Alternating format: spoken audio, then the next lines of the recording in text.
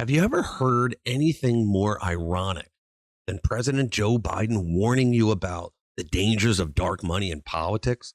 Just 2 weeks after giving a presidential Medal of Freedom to none other than George Soros, the king of dark money? Oh, it gets better. We're getting into Biden's farewell speech and exposing the hypocrisy, the drama, and yes, the dark money. Is Biden sincere in his warning about dark money, something the Democrats get involved in an awful lot? Or was his message a warning to Trump and members of his incoming administration? Let's get into it. Hey guys, if you haven't already, become a subscriber to the channel. Hit that notification bell and smack that like button because it helps us get our message out to more people. Also, we're doing a live stream tonight at 6 o'clock Eastern. Hope to see you there. All right. Let's get into today's story. So President Joe Biden just gave his farewell address, and let's just say the irony was served on a silver platter. Right. Let's all pause for a moment here to give thanks that these incompetent, sneaky criminals are finally ending their reign of terror on the Constitution and anyone they politically hated. Picture this. Biden sitting in the Oval Office warning you about the dangerous concentration of power in the hands of ultra-wealthy oligarchs. And yet, not even a fortnight ago, he was handing the Medal of Freedom over to Alex Soros, who was accepting for his father, George Soros, a man who's practically the poster boy for dark money politics. You just can't make this stuff up. For those of you who might be new to this, dark money refers to political donations that are essentially hidden from the public. Translation, someone somewhere is funneling cash into campaigns without you knowing who's behind it. And Biden, the same guy wagging his finger at oligarchs, has his family's name all over deals with Ukrainian oligarchs and Moscow's elite. Now, let's watch this part of Biden's farewell address. That's why my farewell address tonight, I want to warn the country of some things that give me great concern. Great concern. This is a dangerous concentration, and that's a dangerous concentration of power. Can't even get this right. In the hands of a very few ultra-wealthy people. The dangerous consequences if their abuse of power is left unchecked. Today, an oligarchy is taking shape in America of extreme wealth, power, and influence that literally threatens our entire democracy, our basic rights and freedoms, and a fair shot for everyone to get ahead. Let's rewind to Soros for a second. The White House described him as an investor, philanthropist, and advocate for social justice. What they left out was that Soros has been linked to millions in dark money contributions, funding everything from soft on-crime district attorneys to radical leftist initiatives that took a toll on American society. These are the prosecutors who refused to prosecute criminals and instead went after innocent Americans, many times over the victims of the criminals that they never charged.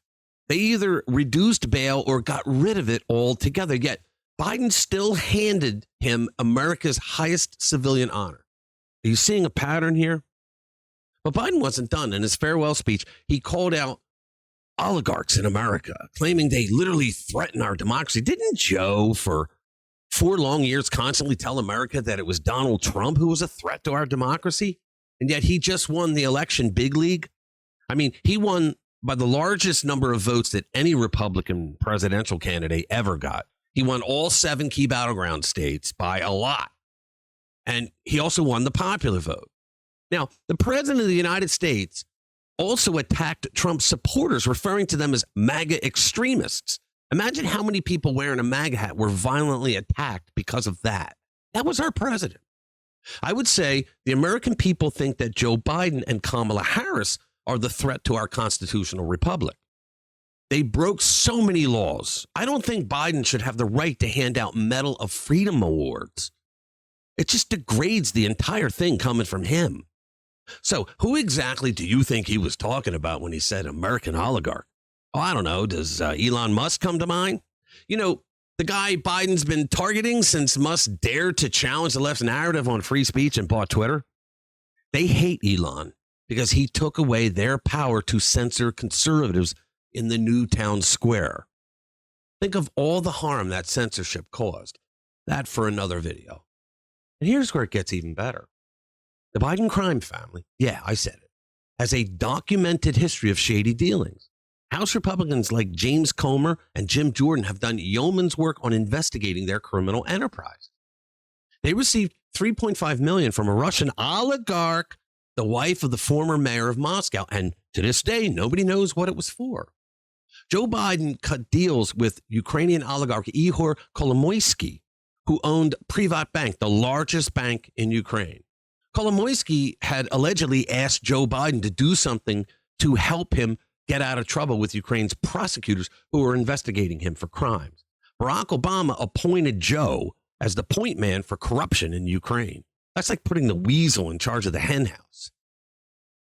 Biden got Kolomoisky out of trouble, and he was paid by Kolomoisky through a money laundering scheme. You see, Kolomoisky also partly owned a giant gas utility called Burisma Holdings, and he funneled $85,000 a month through Burisma as a payroll item to Joe's son, Hunter Biden, for a no-show job. Hunter had zero experience in the gas industry, the energy sector, or Ukraine. So forgive me if I roll my eyes at Mr. Potato Head in Chief when he talks about the dangers of oligarchy. I'm sure it had nothing to do with his last name, right? Now, let's talk about Chuck Schumer.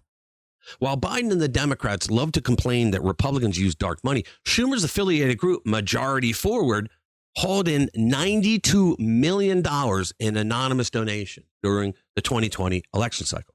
And guess what? That made it the largest donor to Schumer's Senate Majority PAC. Hypocrisy, table for two?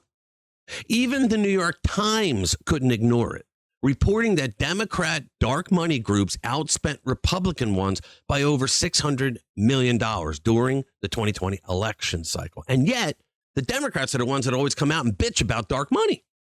Let's not forget David Brock, the cuckoo bird, who's the left-wing ideologue from Media Matters. He's leading a dark money-funded campaign to disbar over 100 lawyers who dared to work on post-election legal challenges in 2020. Now, his goal is to ruin their careers, their families, and their livelihoods. This isn't democracy. This is authoritarianism dressed up in progressive buzzwords. Yet, Democrats are the ones who will every so many years come out and start shouting that we have to put an end to dark money in politics. The Democrats own the dark money lobby, guys. Now, the takeaway here is clear. When Biden says dark money is dangerous, he doesn't mean for everyone, just for anyone who opposes the Democratic machine. All right. Thank you for watching. Hit the notification bell if you want to be kept up to date with the latest hypocrisy coming out of D.C. I'll see you in the next one. Spread the word. 1, 2, 3, your attention's all I need. 4, 5, 6, don't let it slip. I don't have any favorite, just give me any kind. Even if it hurts a bit, I think I will be fine.